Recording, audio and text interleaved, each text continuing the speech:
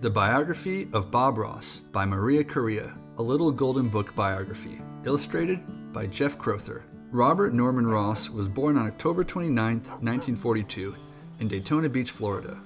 His mother, Ollie, taught him to love and respect wildlife. Bob learned that to make friends with trees, all he had to do was talk to them. Growing up in Florida, Bob would find and take care of injured animals, including snakes, squirrels, and armadillos. Once, his parents found him nursing an alligator back to health in their bathtub. Bob's father, Jack, was a carpenter. When Bob was in 9th grade, he decided to quit school and train to be a carpenter too. While working with his father, Bob lost the tip of his left index finger in an accident. Bob decided that woodworking wasn't for him.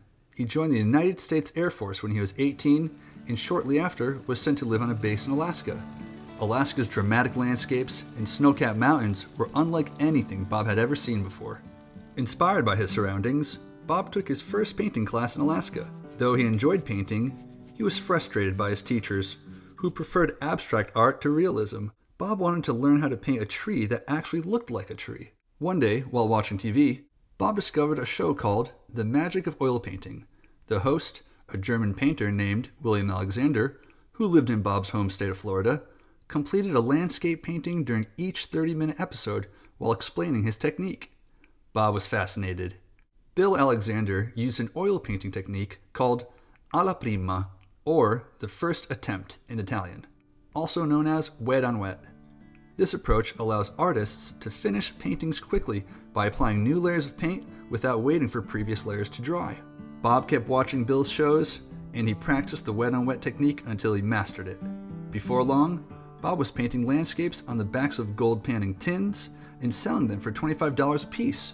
In 1981, Bob retired from the Air Force as a master sergeant and moved back to Florida to study in person with Bill Alexander. Bob even joined Bill's company as a traveling instructor. In one of Bob's painting workshops, he met Annette Kowalski. Annette saw his talent and knew he could be a big success. Annette and her husband became Bob's business partners. Together with Bob's wife, Jane, they started Bob Ross Incorporated, launching a line of paints and brushes. Although Bob's hair was naturally straight, he saved money on haircuts by getting a perm, a curly hairstyle that can last a long time. He didn't really like the look, but it became the company's logo, so he never changed it. At first, the company struggled. Bob's shopping mall painting classes attracted only small audiences. Annette bought local newspaper ads and even set up a telephone hotline to generate buzz. Eventually, their big break came in the form of a TV show. The Joy of Painting first aired on January 11, 1983 on PBS. Over the next 11 years, Bob would film 403 episodes. In each, he stood in a dark room with a blank canvas. With a smudge here and a palette knife scrape there, he'd bring an imaginary landscape scene to life in half an hour. But the joy of painting wasn't just about the masterpieces Bob created, it was about sharing the experience with his viewers. He believed that anyone could be an artist, and that art should be accessible to everyone. On his show, he used just 13 paint colors and only a handful of tools. Like Bill Alexander, Bob explained his process step by step so that the viewers could paint along with him. But many people tuned in simply to watch Bob and to listen to his calm, soothing voice as he painted his happy little trees.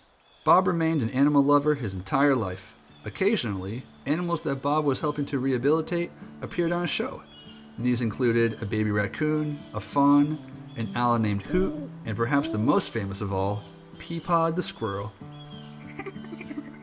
The Joy of Painting is considered to be the most popular art show in history. People from all over the country and the world turned on their televisions and turned to Bob for inspiration. Bob died on July 4th, 1995, but his legacy lives on. Today, there are more than 3,000 official Bob Ross instructors worldwide, and although he never received recognition from the art world during his lifetime, you can now find some of his paintings in the Smithsonian's National Museum of American History's permanent collection. Bob Ross didn't just teach people how to paint, he taught people to believe they could paint. So the next time you need a little encouragement, just think of Bob's friendly voice saying, "You can move mountains, you can do anything."